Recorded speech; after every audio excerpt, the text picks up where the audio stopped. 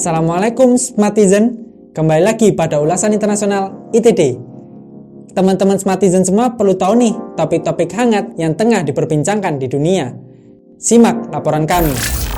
Topik pilihan Timur Tengah, skenario aneksasi Israel, serta lobi Mossad ke negara-negara Arab. 4 skenario aneksasi Israel. Peneliti Palestina Dr. Ahmad Atwana memprediksi 4 skenario aneksasi Israel. Skenario pertama, Israel akan menyampaikan rencana terbatas yang mungkin diterima otoritas Palestina, dan ini coba disosialisasikan kepada rakyat Palestina. Skenario kedua, Israel menggabungkan wilayah Lembah Yordan dan Palestina. Lembah Yordan memiliki nilai strategis pertanian karena sebagai pusat pasokan sumber air. Skenario ketiga, menggabungkan wilayah dengan wilayah di belakang tembok pemisah, wilayah yang dibangun Israel tahun 2002 antara tepi barat dan wilayah pada 1948. Skenario yang terakhir, Israel akan menggabungkan wilayah di belakang tembok pemisah yang mencakup komunitas pemukiman dan Lembah Yordan. Kemudian, Dr. Atwana menyebutkan akhir dari skenario ini tidak berarti berakhirnya fase pencaplokan wilayah yang bertujuan mengambil kendali kawasan. Ia pun menyerukan pentingnya agenda politik nasional untuk menyatukan semua elemen Palestina. Lobi Mossad ke negara-negara Arab. Kepala Badan Intelijen Israel Mossad, Yossi Cohen, bersiap melakukan upaya lobi-lobi dengan negara-negara Arab. Pertemuan ini dilakukan Mossad untuk membujuk negara Arab terkait rencana aneksasi di Palestina. Israel bermaksud memaksakan kedaulatan Israel di tepi barat dan Lembah Yordan. Otoritas pendudukan Israel berencana untuk mencaplok lebih dari 130 pemukiman di tepi barat dan Lembah Yordan. Juru bicara Hamas Abdel Latif mengecam langkah Direktur Mossad Yossi Cohen untuk mengunjungi sejumlah negara Arab. Hamas menegaskan setiap penerimaan terhadap lobi Israel oleh negara-negara Arab terkait normalisasi hubungan adalah kejahatan terhadap Palestina. Di kawasan Afrika, krisis politik mengguncang Mali. Ethiopia, Mesir berebut Sungai Nil, serta potensi proxy war di Libya. Krisis politik Mali, Presiden Keita dituntut mundur.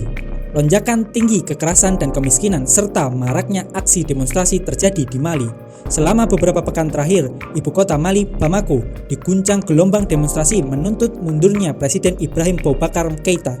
Rentetan aksi unjuk rasa ini digerakkan kubu oposisi yang dipimpin oleh Mahmoud Dicko.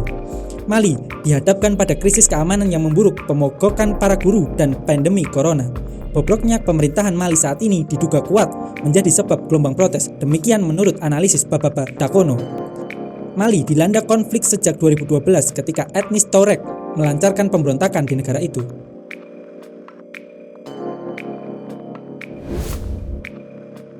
Ethiopia dan Mesir berebut Sungai Nil. Ethiopia ingin mengisi bendungan hidroelektrik paling besarnya di Afrika tanpa kesepakatan dengan Sudan dan Mesir. Pembicaraan tentang debit air Sungai Nil yang mengalir ke bendungan menemui jalan buntu. Bahkan, perselisihan terkait ini mengancam keamanan kawasan. Pembangunan pembangkit listrik tenaga air senilai 4,8 miliar dolar Amerika di Ethiopia diharapkan selesai pada tahun 2022. Setelah berakhirnya sesi perundingan, Mesir dan Ethiopia saling menyalahkan. Menurut Georges, peneliti Institut Keamanan Internasional di Addis Ababa, situasi akan berdampak pada kawasan dan stabilitas Afrika. Jika perselisihan berlanjut, kekhawatiran perang akan pecah di wilayah tersebut. Selama 1 dekade, Ethiopia, Sudan, Mesir telah memanfaatkan aliran Sungai Nil sebagai penopang ekonomi mereka. Membaca potensi proxy war di Libya. Jerman, Prancis, dan Italia mendesak pihak-pihak yang berseteru di Libya menghentikan konflik. Ketiga negara mendorong perundingan gencatan senjata. Usulan itu muncul menanggapi ancaman intervensi militer Presiden Mesir Fattah al-Sisi di Libya. Sebelumnya, komunikasi politik dijalin sejumlah kekuatan dunia. Amerika Serikat dan Turki tampaknya berkoalisi dalam konflik. Komunikasi intens ditunjukkan antara pejabat Turki dan Amerika. Sementara itu, Rusia melakukan komunikasi intens dengan Prancis. Bahkan jubir Kremlin Dmitry Peskov menyebut Putin akan berkomunikasi dengan Macron Jumat 26 Juni. Kremlin menambahkan bahwa Rusia dan Prancis akan membahas terkait situasi Libya, Suriah, dan Ukraina. Tampaknya Libya menjadi medan pertempuran proksi baru di Afrika. Hal ini terbukti dari banyaknya intervensi sejumlah negara kuat di Libya. Beralih ke Eropa, kawasan Laut Hitam memanas, manuver Amerika NATO mengusik Rusia. Kawasan Laut Hitam memanas, manuver Amerika NATO mengusik Rusia.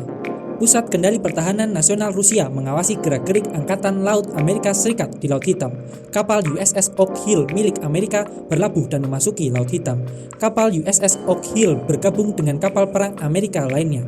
Amerika berdalih hendak menggelar operasi keamanan maritim dan memperkuat hubungan dengan mitra dan sekutunya. Rusia masih melakukan pemantauan dan bersiap menanggapi kemungkinan terjadinya situasi darurat di Laut Hitam. Awal Juni lalu, jet tempur Rusia mencegat pesawat pembom strategis Angkatan Udara Amerika di langit Laut Hitam dan Baltik. Moskow berulang kali mendesak Amerika dan NATO untuk mengurangi aktivitas militernya di Laut Hitam dan Baltik. Patroli Amerika-NATO meningkatkan eskalasi dan akan memperburuk hubungan kedua pihak. Namun, NATO bersikukuh menggelar latihan tempur di dekat perbatasan Rusia itu.